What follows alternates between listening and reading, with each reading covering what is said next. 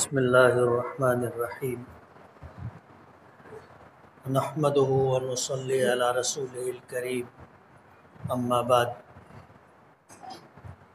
اعوذ باللہ من الشیطان الرجیم لقد کان لکم فی رسول اللہ اسوۃ حسنہ وقال النبی صلی اللہ علیہ وسلم انا رحمۃ مہداۃ صدق اللہ العظیم وصدق رسولہ النبی الکریم۔ بزرگان محترم اور عزیز دوستو، ربیع الاول کا مہینہ ہے۔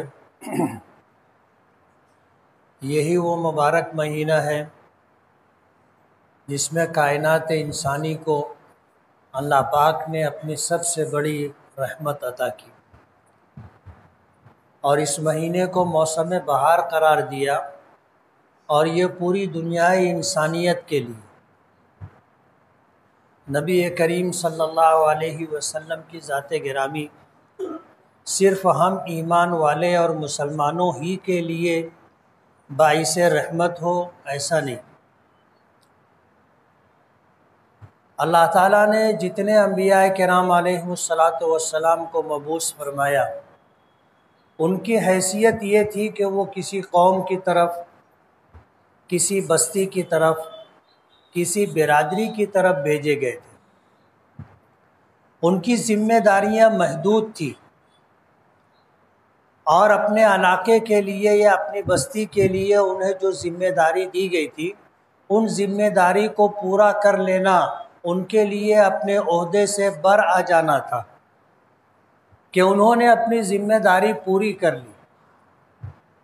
لیکن اللہ تعالیٰ نے اپنے آخری نبی جناب رسول اللہ صلی اللہ علیہ وسلم کو پوری کائنات انسانی کے لیے نبی بنا کر کے بھیجا، اور آپ کی نبوت اور آپ کی بعثت صرف مکے کے رہنے والے یا صرف عرب کے رہنے والے یا صرف ایک خطے کے رہنے والوں کی طرف نہیں تھی، بلکہ آپ کو اللہ پاک نے نبی بنایا تو پوری دنیائے انسانیت کے لیے نبی بنایا۔ کسی علاقے کے ساتھ آپ کی بعثت مختص نہیں تھی، پوری دنیا کے لیے اللہ نے آپ کو نبی بنایا، اور آپ کی بعثت کسی زمانے کے ساتھ مخصوص نہیں تھی کہ آپ 10 سال کے لیے، 50 سال کے لیے، 100 سال کے لیے نبی بنا کر کے بھیجے گئے، نہیں، آپ کا زمانہ بھی لامحدود ہے۔ جب تک یہ دنیا رہے گی آپ کی نبوت و رسالت تو رہے گی۔ ایمان لانے کے لیے اللہ کی وحدانیت، ربوبیت اور الوہیت کے ساتھ نبی کریم صلی اللہ علیہ وسلم کی نبوت و رسالت پر بھی ایمان لانا، ماننا اور یقین کرنا ضروری ہے۔ تو دنیا میں تو آپ کا وجود ایک نبی اور رسول ہونے کے اعتبار سے ضروری ہے ہی، لیکن آپ کی نبوت و رسالت اس دنیا کے ختم ہو جانے کے بعد بھی رہے گی، اور آپ کی وہ حیثیت برقرار رہے گی۔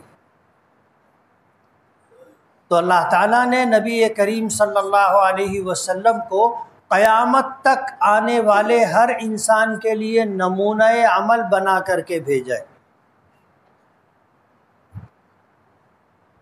تو آپ کی ذات جب قیامت تک آنے والے انسانوں کے لیے نمونہ عمل ہے، ظاہر بات ہے اس میں پڑھے لکھے لوگ بھی ہیں، بے پڑھے لکھے لوگ بھی ہیں، اس میں کوئی بادشاہ وقت ہے، کوئی حاکم وقت ہے، کوئی سپہ سالار ہے، کوئی فوجی کمانڈر ہے، کوئی افسر ہے، کوئی مزدور ہے، اور اسی طرح کوئی بکریاں چرانے والا ہے۔ نبی کریم صلی اللہ علیہ وسلم کی ذات کو ہر ایک کے لیے نمونہ بنایا گیا، اور وہ ساری خوبیاں اور ساری صفات جو کسی انسان کو ایک اچھے انسان ہونے کے لیے، ایک اچھا منتظم ہونے کے لیے، اور سماج اور خاندان کا ایک اچھا فرد ہونے کے لیے ضروری ہے، وہ ساری خوبیاں اور صفات نبی کریم صلی اللہ علیہ وسلم کی ذات میں اللہ نے جمع کر دی۔ حیثیت سے بھی اگر آپ دیکھیں گے کہ اگر باپ ہے تو اس کے لیے آپ کی ذات نمونہ ہے، بیٹا ہے تو اس کے لیے آپ کی ذات نمونہ ہے، شوہر ہے تو اس کے لیے آپ کی ذات نمونہ ہے، بھائی ہے تو اس کے لیے بھی آپ کی ذات نمونہ ہے۔ یعنی حیثیت بھی اگر دیکھیں تو ہر حیثیت میں نبی کریم صلی اللہ علیہ وسلم کی ذات کو اللہ نے نمونہ بنایا ہے۔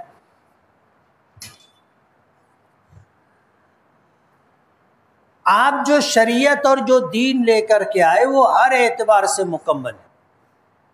انبیاء کرام علیہ السلام کا زمانہ رہا، آتے رہے جاتے رہے، وہ سلسلہ چلتا رہا، احکامات بھی آتے رہے، احکامات منسوخ بھی ہوتے رہے، احکامات تبدیل بھی ہوتے رہے، اور یہ سلسلہ چلتا رہا۔ اس دنیا میں نبی کریم صلی اللہ علیہ وسلم کی آمد سے پہلے انبیاء کرام تھے۔ 1,24,000 سے زائد انبیاء کرام کا تذکرہ ملتا ہے، جو اپنے اپنے زمانے میں اپنے اپنے علاقے کے لیے، اپنی اپنی بستی کے لیے نبی اور رسول بنا کر کے بھیجے گئے تھے۔ اللہ نے ان کو کتابیں بھی دی تھی، ان کے پاس توریت تھی، ان کے پاس انجیل تھی، ان کے پاس زبور تھی، ان کے پاس دیگر آسمانی صحیفے بھی تھے۔ دنیا کی ضرورت کے لیے اللہ پاک نے اس وقت بھی احکامات، کتابیں اور صحیفے عطا کیے تھے۔ انبیاء کرام علیہ السلام اپنی ذمہ داریاں پوری کر رہے تھے، اور ہر نبی اپنی ذمہ داری اور اپنی فریضہ منصبی کو پورا کر کے اس دنیا سے گیا۔ اللہ پاک نے ہر ایک کو، چاہے وہ کسی چھوٹے سے علاقے اور بستی کی طرف بھی نبی بنا کر کے بھیجا، تو بھی اللہ نے ان کو جو مقام و مرتبہ عطا کیا وہ نبوت اور رسالت کا مقام و مرتبہ تھا۔ اور اس حیثیت سے حضرت آدم علیہ نبینا علیہ السلام سے لے کر آخری نبی ہمارے آقا جناب رسول اللہ صلی اللہ علیہ وسلم، سب کی حیثیت یکساں ہے کہ سب نبی ہیں، سب رسول ہیں۔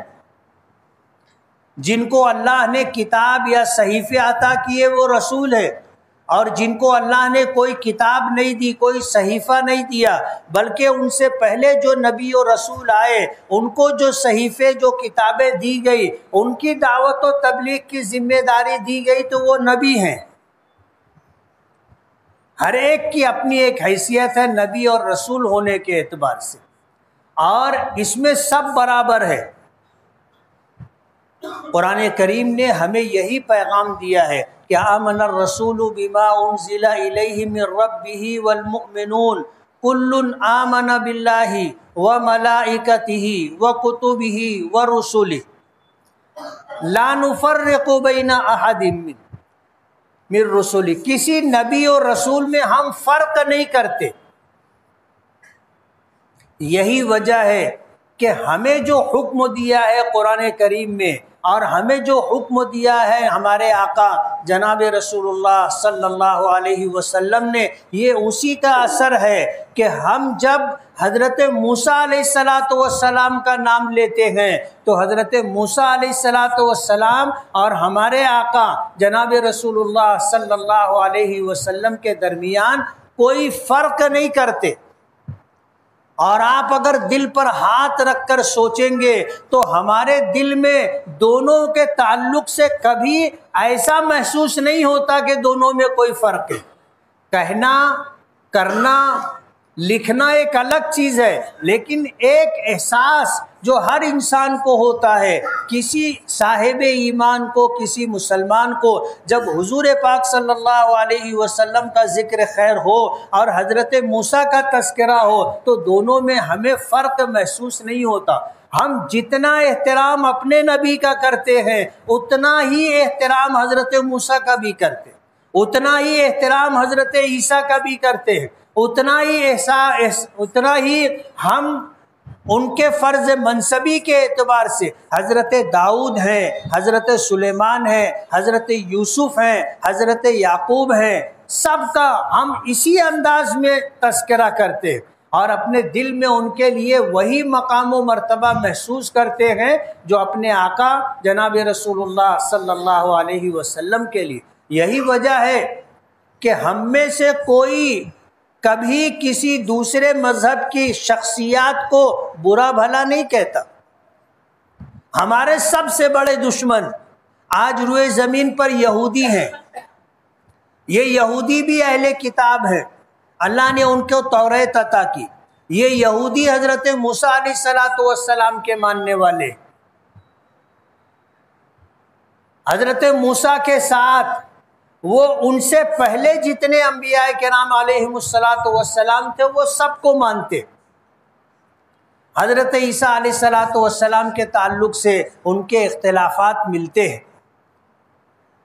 عیسائی حضرت عیسیٰ علیہ السلام کو مانتے اور حضرت موسیٰ علیہ السلام کو لے کر ان کے درمیان کچھ اختلافات پائے جاتے۔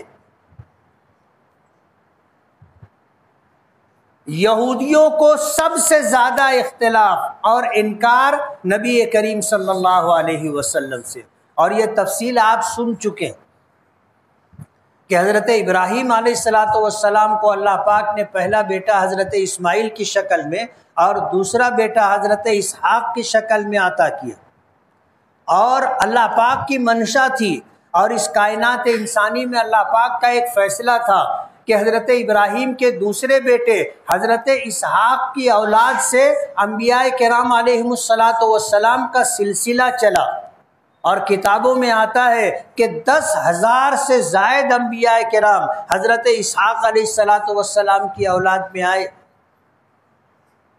اور توریت میں نبی کریم صلی اللہ علیہ وسلم کا ذکر خیر ملتا تھا، اور یہودی نبی آخر الزمان سرکار دو عالم صلی اللہ علیہ وسلم کی آمد کا انتظار بھی کر رہے تھے۔ مدینہ منورہ کے قریب یہودیوں کے قبائل آباد تھے، ان کے اپنے قلعے تھے، بنو قینقاع ہے، بنو نذیر ہے، عقاز ہے، یہ جو قبائل تھے یہ قبیلے ان یہودیوں کے تھے جنہوں نے توریت میں پڑھا تھا اور اپنے علماء کی زبانی سنا تھا کہ اللہ کا آخری نبی آئے گا، تو کس علاقے میں آئے گا، اس علاقے کی نشاندہی توریت میں تھی، اور وہ نشانیاں مدینہ منورہ میں پائی جاتی تھی۔ مدینہ کا نام پہلے یثرب تھا، اس بستی کا نام پہلے یثرب تھا، اس کا نام نبی کریم صلی اللہ علیہ وسلم نے بدل کر کے مدینہ رکھا تھا۔ تو اس بستی کے تعلق سے جو علامات و نشانیاں توریت میں موجود تھی وہ سب مدینہ منورہ سے میں پائی جاتی تھی۔ تو یہودیوں کے قبائل آ کر کے نبی آخر الزماں کے انتظار میں مدینہ منورہ کے ارد گرد آباد ہو گئے تھے، اور کتابوں میں آتا ہے کہ جب مدینے والوں سے ان کا جھگڑا ہوتا تھا، مدینے میں 2 قبیلے تھے، قبیلے اوس اور قبیلے خزرج، یہ مشرک تھے اور یہودی اہل کتاب تھے۔ جب ان کا آپس میں کبھی معاملہ بگڑتا تھا، جھگڑا ہوتا تھا، جنگ کی نوبت آتی تھی، تو یہودیوں میں سے کچھ لوگ کہا کرتے تھے قبیلے اوس و خزرج کے لوگوں کو کہ تھوڑے دن ٹھہرو، اللہ کا آخری نبی آنے والا ہے، جب اللہ کا آخری نبی آئے گا تو ہم ان کے ساتھ ہوں گے، وہ ہمارے ساتھ ہوں گے، اور وہ جن کے ساتھ ہوں گے ان کے ساتھ اللہ کی رحمت ہوگی، اللہ کی مدد ہوگی۔ آج چاہے ہم تم سے مغلوب ہو جائیں، شکست کھا جائیں، ہار جائیں، لیکن جب اللہ کا نبی آئے گا تو فتح ہماری ہوگی۔ قبیلے اوس و خزرج کے لوگ یہ بات سنا کرتے تھے، حالانکہ انہیں پتہ نہیں تھا کہ نبی کون ہوتا ہے، رسول کون ہوتا ہے۔ یہ مشرک لوگ تھے، بت پرست لوگ تھے، انہیں نہیں پتا تھا کہ اللہ کا آخری نبی آنے والا ہے، لیکن یہودیوں کی زبانی وہ اس طرح کی باتیں سنتے رہتے تھے، تو ان کے دل و دماغ میں اللہ کے نبی کا تعلق سے ایک تصور تھا ایک احساس تھا کہ کوئی شخصیت ہے اور اللہ جسے نبی اور رسول بنا کر کے بھیجے گا، سنا کرتے تھے وہ یہودیوں کی زبانی۔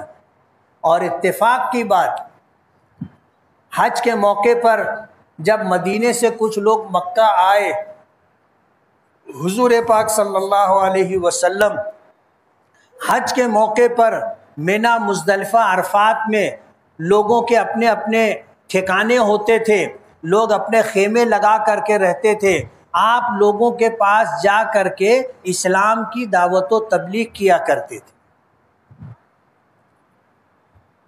ایسے ہی کچھ لوگوں کے پاس جو مدینے سے آئے تھے، نبی کریم صلی اللہ علیہ وسلم پہنچے اور اپنا پیغام پیش کیا۔ یہ مدینے کے رہنے والے قبیلے اوس و خزرج کے لوگ تھے، انہوں نے یہودیوں سے سن رکھا تھا۔ جب یہ چیز ان کے سامنے آئی اور نبی کریم صلی اللہ علیہ وسلم کی زبانی براہ راست جب یہ پیغام ان کے سامنے آیا تو وہ ساری باتیں ان کے دل و دماغ میں تازہ ہو گئی جو یہودیوں سے سنا کرتے تھے۔ انہوں نے آپس میں تذکرہ کیا اور رات میں پھر انہوں نے مشورہ کیا، اور مشورہ کرنے کے بعد یہ طے کیا کہ یہودی سبقت کرے، یعنی ہم سے پہلے آ کر کے وہ اللہ کے نبی پر ایمان لائے، کیوں نہ ہم ایمان لے آئے۔ مشورے میں یہ بات انہوں نے طے کی، اور اس کے بعد انہوں نے اپنا ایک نمائندہ حضور کی خدمت میں بھیجا، کہ ہم قبیلے اوس و خزرج کے لوگ ہیں، یثرب کے رہنے والے ہیں، یہاں سے 450 کلومیٹر کے فاصلے پر ہم حج کے لیے آئے ہیں، ہم نے آپ کی بات سنی ہے، ہم آپ سے خصوصی ملاقات کرنا چاہتے ہیں۔ اللہ کے نبی صلی اللہ علیہ وسلم نے فرمایا کہ تم کہاں پر ہو؟ تو انہوں نے اپنا ٹھکانہ بتایا۔ حضور نے فرمایا میں خود آتا ہوں، اور رات کے وقت حضور تشریف لے گئے۔ آپ نے جا کر کے اپنی بات رکھی، اللہ کا پیغام رکھا، اسلام کی دعوت دی، انہوں نے اسلام قبول کر لیا۔ یہ 12 لوگ تھے جو ایمان لائے، اور نبی کریم صلی اللہ علیہ وسلم نے ان 12 کے 12 لوگوں کو اپنا نقیب بنایا، دعوت و تبلیغ کے لیے ذمہ داری دی، اپنی نمائندگی دی کہ آپ جاؤ، میری یہ بات اپنی بستی میں لوگوں کو سمجھاؤ، بتاؤ۔ یہ 12 کے 12 نقیب تھے، قبیلے اوس اور خزرج سے تعلق رکھنے والے۔ ظاہر بات ہے انہوں نے اللہ کے نبی کا تذکرہ یہودیوں سے سنا تھا، اور یہودی خود یہ کہا کرتے تھے کہ اللہ کا آخری نبی آنے والا ہے، اور آئے گا تو ہم ان پر ایمان لائیں گے، ہم ان کا ساتھ دیں گے، وہ ہمارے ساتھ ہوں گے تو اللہ کی رحمت، اللہ کی مدد ہمارے ساتھ ہوگی، اور ہم غالب رہیں گے، تم مغلوب ہو جاؤ گے۔ یہ بات سن رکھی تھی، انہوں نے سبقت کی۔ یہودی صرف اس لیے محروم رہے کہ ان میں عصبیت تھی، صرف اس وجہ سے محروم رہے کہ اللہ کا آخری نبی ان کے باپ کے سلسلے میں نہیں تھا۔ حضرت اسحاق کی اولاد میں حضور پاک صلی اللہ علیہ وسلم کی تشریف آوری نہیں ہوئی۔ حضرت ابراہیم کے پہلے بیٹے حضرت اسماعیل کی اولاد میں اللہ پاک نے اپنا آخری نبی بھیجا۔ عصبیت، یوں کہنا چاہیے کہ برادری کی عصبیت کی وجہ سے یہودی نبی کریم صلی اللہ علیہ وسلم کو ماننے سے انکار کر بیٹھے، اور یہی چیز ان کی محرومی کا سبب بنی، حالانکہ صدیوں سے وہ لوگ انتظار کر رہے تھے۔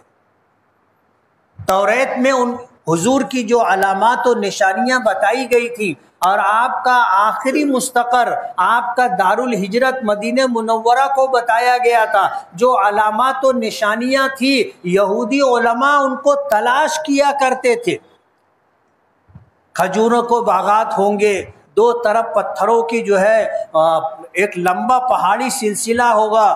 یہ سب کچھ علامات و نشانیاں تھی. یہ یہودی پوری دنیا میں ان مقامات کو تلاش کر رہے تھے.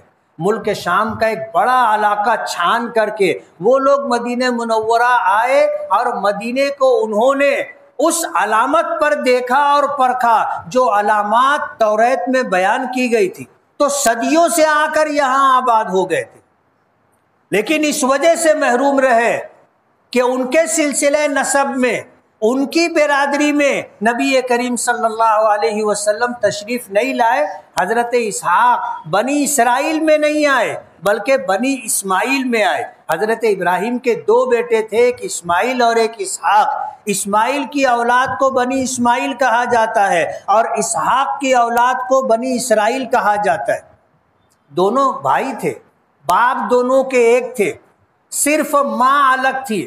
حضرت اسماعیل کی والدہ حضرت ہاجرہ تھی اور حضرت اسحاق کی والدہ ماں حضرت ابراہیم کی پہلی بیوی حضرت سارہ تھی. خاندان ایک، باپ ایک، سلسلہ نسب ایک، لیکن بس بھائی بھائی کی اولاد کا فرق تھا، جس کو برادری کا فرق کہیں گے. اس عصبیت کی بنیاد پر یہودیوں نے نبی کریم صلی اللہ علیہ وسلم کی نبوت اور رسالت کو ماننے سے انکار کر دیا. ہمیشہ کے لیے محروم ہو گئے، ہمیشہ کے لیے محروم ہو گئے. آج بھی یہودی نبی کریم صلی اللہ علیہ وسلم کی نبوت اور رسالت کو نہیں مانتے. یہی وجہ ہے کہ آج جو یہودی ہیں وہ صاحب ایمان نہیں ہے. حضور کی نبوت کا انکار کرنے کی وجہ سے وہ کافر ہیں. جو انکار کرے وہ کافر ہے. اللہ کی وحدانیت کا انکار کرے کافر، اللہ کی الوہیت کا انکار کرے کافر، اللہ کی ربوبیت کا انکار کرے کافر، نبی کریم صلی اللہ علیہ وسلم کی نبوت و رسالت کا انکار کرے وہ کافر. حالانکہ وہ حضرت عیسیٰ کو اور تمام انبیاء کرام جو ان سے پہلے آئے حضرت آدم تک سب کو مانتے، سب کی نبوت پر ایمان رکھتے، سب کو جو کتابیں آسمانی صحیفے دیے گئے سب کو مانتے ہیں. لیکن آخری نبی کو، ان کی نبوت اور رسالت کو، ان کو دی گئی کتاب قرآن کریم کو نہیں مانتے، انکار کرتے ہیں، اس لیے وہ کافر ہیں. ہمیں قرآن کریم نے تعلیم دی ہے لا نفرق بین احد من رسلی، رسولوں میں سے کسی رسول کے درمیان ہم فرق نہیں کرتے. اور ہمیں منع کیا گیا ہے کہ جو مذاہب جن کے بارے میں ہمیں تحقیق نہیں ہے کہ یہ آسمانی مذہب ہے نہیں ہے، ان کے پاس جو کتاب ہے وہ آسمانی کتاب ہے نہیں ہے، ہمیں نہیں تحقیق. اس مذہب کے بھی جو بڑے لوگ ہیں ہم ان کی توہین نہیں کرتے. کبھی نہیں سنا ہوگا آپ نے کہ مسلمانوں کے کسی عالم نے رام کو برا بھلا کہا. سکھ برادری اور مذہب کے ماننے والے گرو نانک کو ہم میں سے کبھی کسی نے برا کہا.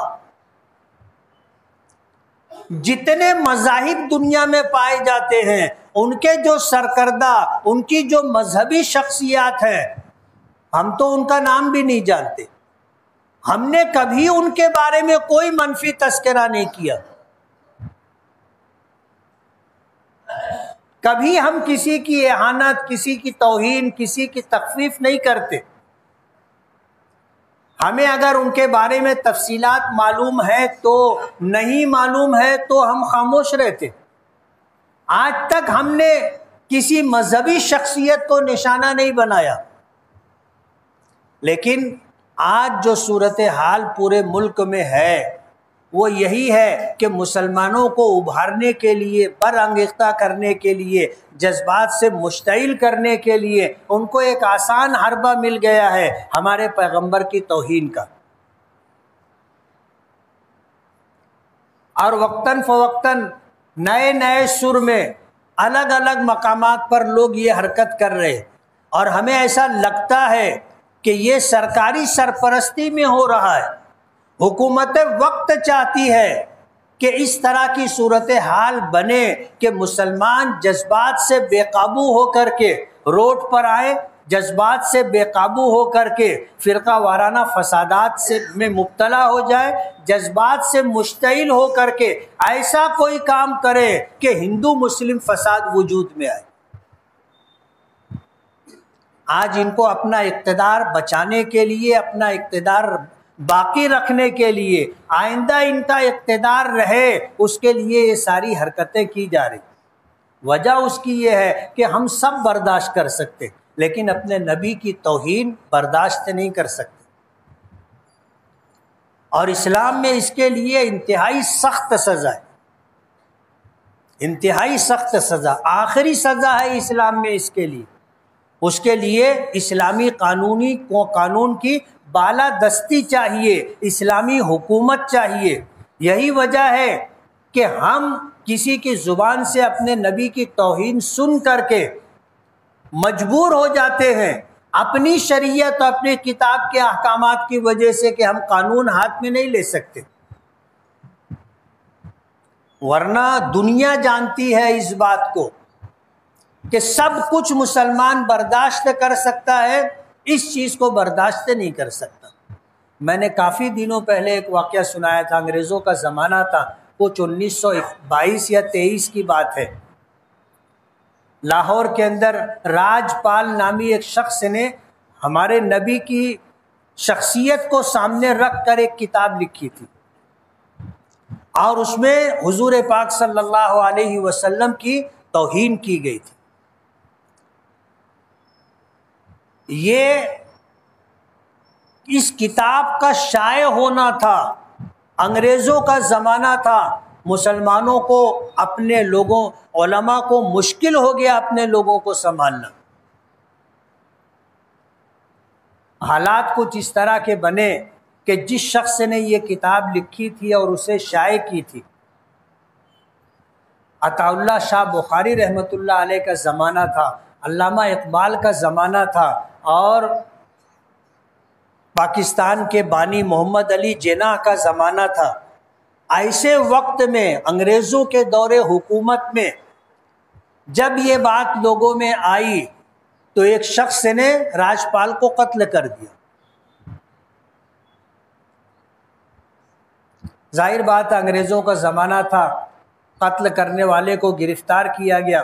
علامہ اقبال رحمۃ اللہ علیہ کے متعلق آتا ہے کہ انہوں نے محمد علی جناح کو کہا تھا کہ تم اس کا مقدمہ لڑو، اور محمد علی جناح اپنے زمانے کے بہت بڑے کامیاب وکیل تھے۔ محمد علی جناح نے اس شخص سے یہ بات کہی کہ تم یہ کہنا کہ میرے نبی کی شان میں گستاخی کی گئی تھی، میں جذبات سے مغلوب ہو گیا تھا، اپنا آپ کھو بیٹھا تھا، مجھے ہوش نہیں تھا، اور میں نے جو کام کیا ہے جذبات سے مغلوب ہو کر کے ایسی کیفیت میں کیا ہے کہ مجھے ہوش نہیں تھا۔ تو اس نوجوان لڑکے نے یہ بات کہی کہ وکیل صاحب، ساری زندگی تو میری غفلت میں گزری، میں تو ایسا مان کے چلتا ہوں کہ میں ہمیشہ بے ہوشی میں رہا، جو کام کرتا رہا وہ مدہوشی اور بے ہوشی میں کیا، یہی ایک کام ایسا ہے جو میں نے پورے ہوش و حواس میں کیا۔ بہت سمجھانے کی اسے کوشش کی گئی کہ تم ایسا بیان دو، تم ایسا بیان دو۔ اس نے کہا کہ نہیں، کورٹ میں کھڑے ہو کر کے اس نے اعلیٰ اعلان یہ بات کہی۔ جج نے پوچھا کہ تمہارا ہوش ٹھکانے تھا؟ کہنے لگا کہ ہاں، میں اپنے پورے ہوش و حواس میں، اور یہ کام جو میں نے کیا ہے میری زندگی کا وہ کام ہے جس پر میں یہ کہہ سکتا ہوں پورے اعتماد کے ساتھ کہ میں نے ہوش و حواس قائم رکھ کر کے کیا۔ پوچھا اس کی سزا کیا ہے؟ تمہیں معلوم ہے؟ مجھے پتہ ہے، اپنے نبی کی ناموس پر اور اپنے نبی کی عزت پر مجھے قربان ہونا پڑے گا، مجھے پھانسی کی سزا ہوگی، مجھے پتہ ہے، میں اپنے نبی کی ناموس پر قربان ہونا پسند کرتا ہوں۔ اسلام میں اس کی سزا ہے، آخری سزا ہے۔ فتح مکہ کے موقع پر جن 8 لوگوں کو حضور نے قتل کرنے کا حکم دیا تھا، ان 8 لوگوں میں کچھ لوگ ایسے تھے جو حضور کی شان میں گستاخی کیا کرتے تھے۔ حضور نے یہاں تک فرمایا تھا کہ اگر کعبے کا غلاف بھی پکڑ کر کے کھڑے ہوں گے تو ان کو قتل کر دینا، کعبے کے غلاف سے بھی لپٹے ہوں گے تو ان کو قتل کر دینا۔ یہ ہماری مجبوری ہے کہ ہم شریعت کے احکام کے پابند ہے، قانون ہاتھ میں نہیں لے سکتے، ورنہ ایسے لوگوں کی صفائی مشکل نہیں ہے ہماری صفوں میں ایسے غیور، ایسے نوجوان جو حضور کی ناموس پر قربان ہونا اپنے لیے سعادت اور فخر سمجھتے، لیکن ہم مجبور ہیں۔ اگر اسلامی حکومت ہوتی تو وہ سزا نافذ کرتی، ایسے لوگ گرفتار کیے جاتے، توبہ نہیں کرتے، ان کو سزا سے دوچار ہونا پڑتا۔ لیکن آج دکھ کے ساتھ کہنا پڑ رہا ہے کہ جو حکومت میں ہے، حکومتوں کی سرپرستی کر رہے ہیں، وہی لوگ چاہتے ہیں کہ اس طرح کی صورتحال بنے اور حضور کی شان میں گستاخی کی جائے۔ ہمارا ایمان ہے، چاند پر تھوکنے سے کسی کا تھوک چاند تک جاتا نہیں، بلکہ واپس تھوکنے والے کے منہ پر آتا ہے۔ ایک شخصیت ہے پوری دنیا میں جن کے ذکر کو اللہ نے بلندی عطا کی، اور انصاف پسند لوگ جب کسی کی شخصیت کو پڑھتے ہیں تو سب سے زیادہ اگر عزت و احترام دیتے ہیں اور تاریخ میں کسی شخصیت کو 1 نمبر کا مقام دیتے ہیں تو وہ نبی کریم صلی اللہ علیہ وسلم کی ذات گرامی، اور ان جیسے لوگوں کے بھوکنے سے کوئی فرق نہیں پڑتا۔ حضور کی شان جہاں ہے وہاں ہے، فرق ہم پر پڑتا ہے کہ ہم اپنے نبی کی شان میں گستاخی برداشت نہیں کر سکتے۔ ہم قانون کے دائرے میں رہ کر کے کوشش کرتے ہیں کہ ایسے لوگوں کے اوپر کارروائی ہو، اور یہ حکومت وقت کی ذمہ داری ہے۔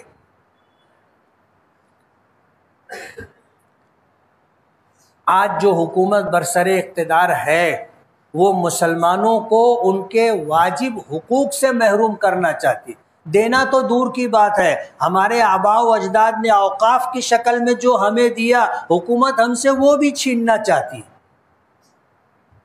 آج اعتراضات داخل کرنے کا آخری دن ہے، ہو سکتا ہے وقت بڑھے، لیکن آج آخری دن ہے۔ جن لوگوں کی طرف سے آن لائن اعتراض داخل نہیں کیا گیا ہے وہ بھی اعتراض داخل کریں۔ جمعیت علماء اور مسلم پرسنل لا بورڈ اور دیگر ملکوں کے اکابرین علماء کی طرف سے یہ پیغام ہمیں دیا گیا ہے کہ اوقاف کی حفاظت کے لیے ہم اپنا اعتراض داخل کریں۔ کتنے دکھ کی بات ہے اور کتنے افسوس کی بات ہے کہ آج بھی بہت سارے مسلمان یہ سب کچھ سننے سمجھنے کے باوجود اعتراض داخل کرنے کے لیے بھی تیار ہیں۔ لاکھوں ایکڑ جگہ ہندوستان میں مسلمانوں کے لیے لوگوں نے وقف کی، اگر وہ ساری جگہیں مسلمانوں کو مل جائے، صحیح استعمال ہو تو ہمیں سرکاری امداد کی کوئی ضرورت نہیں ہوگی، اتنی آمدنی ہوگی جس سے ہمارے بچوں کا تعلیمی مسئلہ، ہمارے بچوں کا معاشی مسئلہ، ہمارے معاشرتی اور سماجی مسائل سب حل ہو جائیں گے۔ 50% سے زیادہ اوقاف کی جگہوں پر فوج کا اور ریلوے والوں کا قبضہ ہے، یعنی سرکار قبضہ کر کے بیٹھی ہے، اور سرکار اب یہ چاہتی ہے کہ قانون ایسا بن جائے کہ اوقاف کی حیثیت ہی ختم ہو جائے۔ یہ صورتحال ہے۔ آج کا دن ہمیں آن لائن اپنا اعتراض وقف کے تعلق سے داخل کرنے کا ہے۔ آپ سبھی سے گزارش ہے کہ مسلم پرسنل لا بورڈ اور جمعیت علماء کی طرف سے اس ملک میں اوقاف کی حفاظت کے لیے جو راستے بتائے ہیں، جو تدابیر اختیار کرنے کے لیے پیغام دیا ہے، ہم اس کو اپنائیں، اعتراض داخل کریں۔ آج پورے ملک میں ہمارے اکابرین اس مسئلے کو لے کر کے بے چین ہیں۔ آپ سبھی لوگوں سے گزارش ہے کہ آپ یہ سب کچھ کریں، اور آج کے دن تھوڑا سا وقت نکال کر کے آپ اپنا اعتراض داخل کریں گے نا، اللہ تعالیٰ عمل کی توفیق عطا فرمائے۔ جن حضرات نے سنت نہ